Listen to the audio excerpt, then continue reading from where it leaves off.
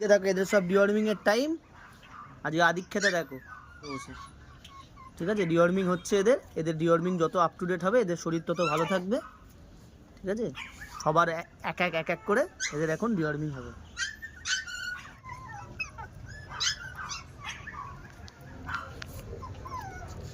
বাচ্চার ডিওয়ার্মিং যদি up to date না থাকে তাহলে কিন্তু বাচ্চার প্রচণ্ড হেলথের ইস্যুতে প্রবলেম হবে। অনেকেই জিজ্ঞেস করে দাদা ডিওয়ার্মিং হয়েছে কি না। ডিওয়ার্মিং মানে কৃমির ওষুধ।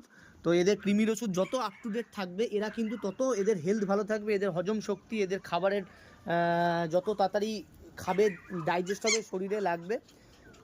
20 দিন বয়স থেকে এদের ডিওয়ার্মিং শুরু হয়েছে।